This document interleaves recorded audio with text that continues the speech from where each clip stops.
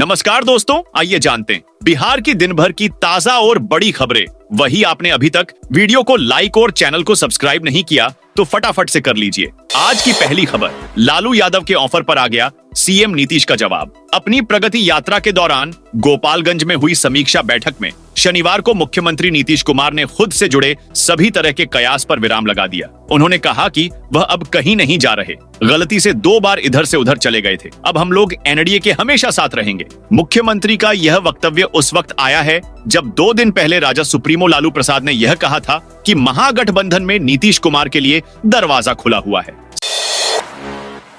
सिपाही भर्ती परीक्षा फिजिकल टेस्ट के लिए 3 से 5 लाख में डील, 43 अभ्यर्थी गिरफ्तार। पटना में सिपाही बहाली परीक्षा को लेकर 9 दिसंबर से फिजिकल टेस्ट चल रहा है। इस दौरान 33 अभ्यर्थियों को गिरफ्तार किया गया है। गिरफ्तार अभ्यर्थियों के अनुसार लगभग 200 से अधिक अभ्यर्थियों ने अपनी जगह स्कॉलर को बैठाकर अपना रिटन एग्जाम क्लियर कराया था। हर अभ्यर्थी से 1 से 5 लाख तक में डील हुई थी। परीक्षा होने के पहले 50,000 से 1 लाख रुपया तक एडवांस अमाउंट दिया गया था। बाकी का पैसा रिटन परीक्षा के बाद देने की बात हुई थी। वहीं रिटन और फिजिकल के लिए 3 से 5 लाख तक में डील हुई थी। 5 लाख का डिमांड दलाल कर रहे थे। कई अभ्यर्थियों ने रिटन एग्जाम रिजल्ट के बाद पूरा पैसा भी दे दिया। वहीं कुछ अभ्यर्थियों ने तय पैसे का 50 से 60% तक ही पैसा दिया है, लेकिन वे फिजिकल परीक्षा के दौरान पकड़े गए। इनका दिया हुआ पैसा भी डूब गया। पटना के गर्दनीबाग थाने की पुलिस ने 33 अभ्यर्थियों को गिरफ्तार कर जेल भेज दिया है। इसमें ज्यादातर बायोमेट्रिक अटेंडेंस के दौरान थंब इंप्रेशन मैच नहीं होने के कारण पकड़े गए। वहीं कुछ अभ्यर्थियों का वीडियोग्राफी के दौरान फेस मैच नहीं होने के कारण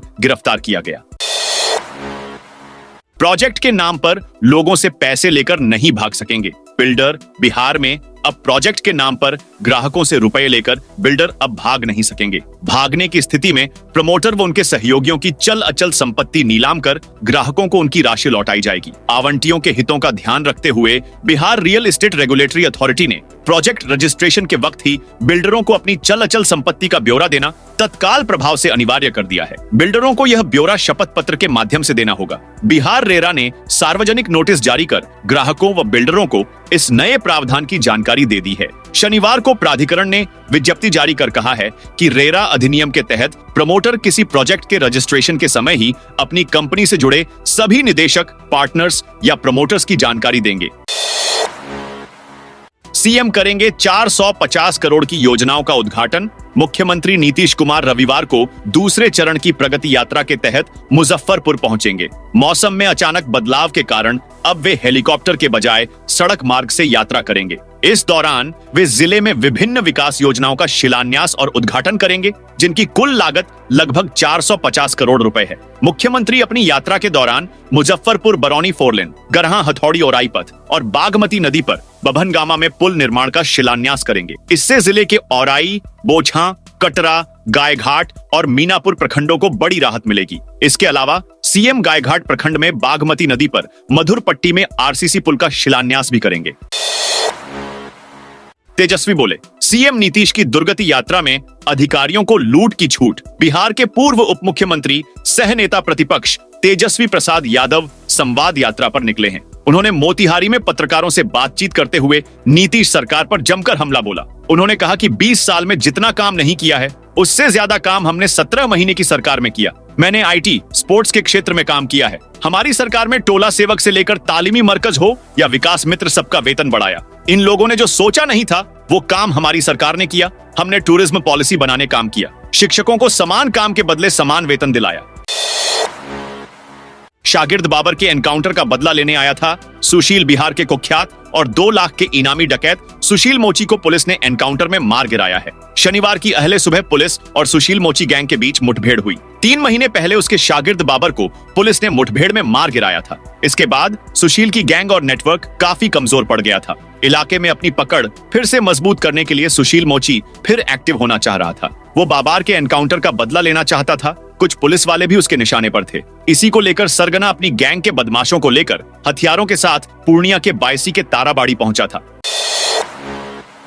पटना में ठंड से 2 की मौत, पूरे बिहार में कोहरे का अलर्ट। देश के पहाड़ी इलाकों में हो रही बर्फबारी का असर बिहार में भी दिख रहा है। पिछले 4 दिनों से प्रदेश में ठंड बढ़ गई है। ठंड की वजह से पटना में 2 लोगों की मौत हो गई। इनमें एक की पहचान नौबतपुर के पुरुषोत्तमपुर मोहल्ले में बतरनी देवी के रूप में हुई है, जबकि एक की पहचान अभी तक नहीं हो पाई है। मौसम विभाग के मुताबिक अगले 3 घंटों में अरवल, औरंगाबाद, बेगूसराय, भोजपुर, बक्सर, गया, जहानाबाद, कैमूर, भभुआ, नालंदा, नवादा, पटना, रोहतास, शेखपुरा में कई जगहों पर घना कोहरा छाने की संभावना है।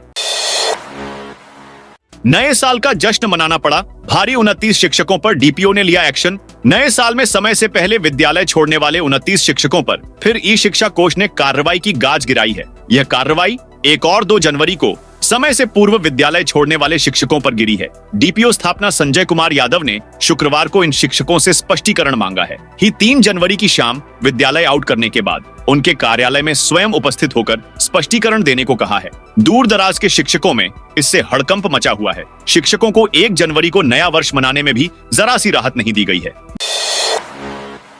275 लोगों की आंखों की हुई निशुल्क जांच। तुर्की रेलवे स्टेशन के सामने शक्तिपीठ मंदिर के प्रांगण में Lions club on off Patna Takshashila की ओर से नेत्र जांच शिविर लगाया गया, जिसमें 275 लोगों की आंख जांच की गई। इस दौरान जरूरतमंद लोगों को मुफ्त में चश्मा और दवा दी गई। 60 मरीजों को मोतियाबिंद के ऑपरेशन के लिए चयन किया गया है। इनकी मोतियाबिंद का ऑपरेशन अखंड ज्योति अस्पताल में क्लब द्वारा निःशुल्क करवाया जाएगा। 10 जनवरी को अखंड ज्योति की टीम सभी मरीजों को लेकर अस्पताल जाएगी और आंखों का ऑपरेशन कर उन्हें वापस दूसरे दिन तुर्की पहुंचाएगी। चुनावी साल में बजट पर मंथन 3 लाख करोड़ से ज्यादा हो सकता है। बजट बिहार में इसी साल के अंत तक विधानसभा के चुनाव हो सकते हैं। उससे पहले इस बार विधानसभा में पेश होने वाला बिहार का बजट बेहद खास हो सकता है। वित्त विभाग के सूत्रों ने कहा है कि आने वाले वित्तीय वर्ष 2025 से 2026 के लिए बिहार का बजट 3 लाख करोड़ रुपए से ज्यादा का हो सकता है। यह मौजूदा वित्तीय वर्ष 2024 से 25 के लिए बजट की तुलना में करीब 10 गुना ज्यादा है। सूत्रों ने कहा है कि चुनावी साल होने की वजह से राज्य सरकार की नजर इस बात पर है कि राज्य की आधारभूत संरचनाओं, स्वास्थ्य, शिक्षा और गांव के विकास के लिए भारी भरकम बजट पेश किया जाए। बिहार में विधानसभा चुनाव इस साल अक्टूबर-नवंबर में हो सकते हैं। सीएम नीतीश को माले दिखाएगी काला झंडा।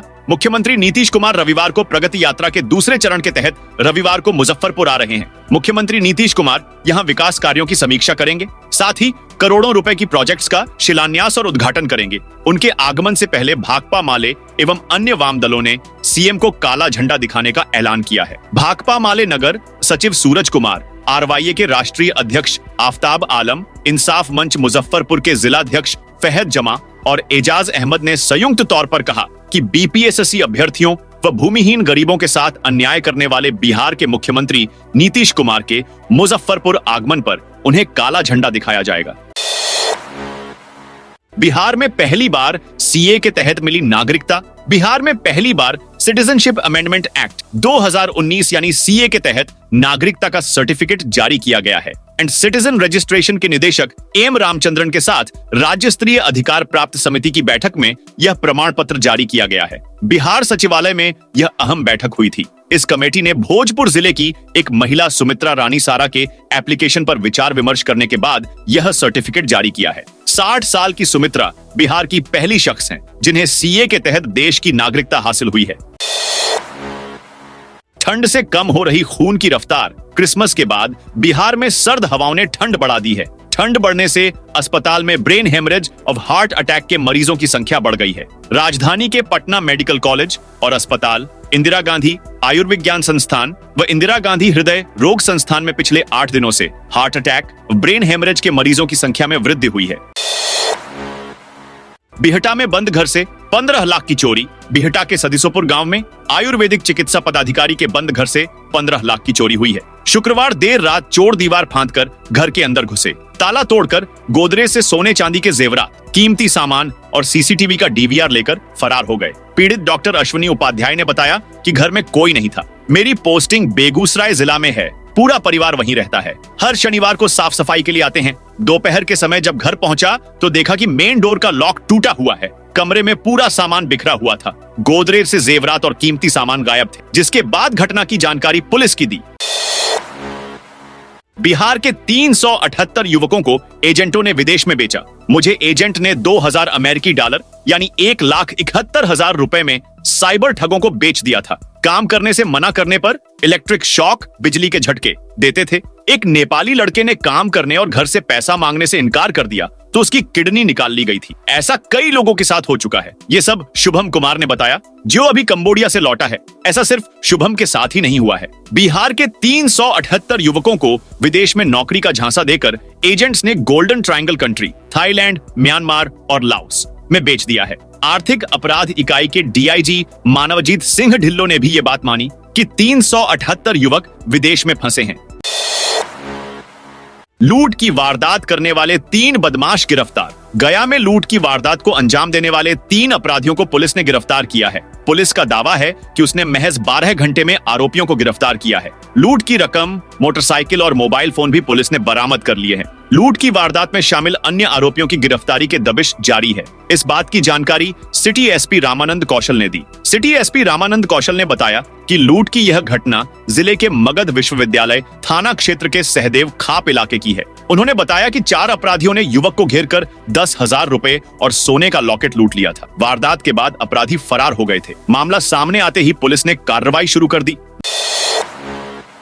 बांका में शिक्षक निलंबित, भारत माता की जय बोलने का विरोध करने पर हुआ एक्शन। हमेशा विवादों में घिरे रहने वाले अमरपुर के संजय गांधी उच्च विद्यालय विश्वासपुर के विशिष्ट शिक्षक हसन रजा को शिक्षा विभाग ने तत्काल प्रभाव से निलंबित कर दिया है। निलंबन अवधि में उनका मुख्यालय चांदन बीआरसी निर्धारित किया गया है। उनके विरुद्ध विशिष्ट शिक्षक नियमावली के तहत विभागीय कार्रवाई भी शुरू करने का आदेश जारी कर दिया गया है। डीपीओ स्थापना संजय कुमार यादव ने उनके विरुद्ध कार्रवाई का पत्र जारी किया है। हसन रजा पर लगातार विद्यालय की गतिविधियों में रुचि नहीं लेने का आरोप था। वह भारत माता की जय बोलने का भी विरोध करते थे। अचानक आधी रात में बक्सर के एसपी छापामारी क्यों करने लगे? पुलिस अधीक्षक शुभम आर्य शुक्रवार की रात स्थानीय पुलिस के साथ ब्रह्मपुर थाना क्षेत्र के कई गांव में आधी रात तक छापामारी करते रहे। सबसे पहले पुलिस अधीक्षक ने नगर पंचायत के फरार और वारंटी अभियुक्तों की गिरफ्तारी के लिए छापामारी किया। पुलिस ने यहां एक व्यक्ति को गिरफ्तार कर लिया। इसके बाद पुलिस ने निमेज, चिकनी, चंद्रपुरा आदि गांव में पुलिस शराब तस्कर, फरार और वारंटी के ठिकाने पर पुलिस छापामारी करती रही, लेकिन कोई बड़ी कामयाबी तो नहीं मिली। खुशखबरी, इन जिलों से पटना जाना होगा आसान। सारण के बांकरपुर से गोपालगंज के डुमरिया घाट तक 4 लेन सड़क का निर्माण किया जाएगा। इससे पटना जाने वाले लोगों को काफी सुविधा होगी। प्रगति यात्रा के दूसरे चरण की शुरुआत करते हुए शनिवार को मुख्यमंत्री नीतीश कुमार ने गोपालगंज में यह घोषणा की। उन्होंने गोपालगंज बाईपास और मीरगंज बाजार से बाईपास का निर्माण के साथ साथ नवादा परसौनी से डुमरिया गांव के बीच दहा नदी पर पुल का निर्माण कराने का भी ऐलान किया। बिहार के मुरीद हुए मुजफ्फरपुर पहुंचे कश्मीरी मेहमान विनिमय कार्यक्रम के तहत शनिवार की शाम कश्मीरी युवा बिहार के मेहमान बनकर मुजफ्फरपुर पहुंचे। इस सफर के अनुभव ने ही उन्हें बिहार की संस्कृति, परंपराओं और मेहनती जीवन शैली का मुरीद बना दिया। ट्रेन के सफर के दौरान ही बिहार के लोगों से हुई बातचीत और खान पान के आदान प्रदान ने उनके मन में राज्य के प्रति एक अलग जुड़ाव पैदा कर दिया। युवाओं ने बताया कि बिहार के लोग न केवल मेहनती हैं बल्कि प्रेरणादायक भी हैं। खास तौर पर बिहार के छात्रों की यूपीएसएससी जैसी कठिन परीक्षाओं में सफलता से वे बेहद प्रभावित हुए। उन्होंने कहा कि बिहार की शिक्षा प्रणाली और छात्रों की लगन उन्हें जीवन में आगे बढ़ने की प्रेरणा देती है।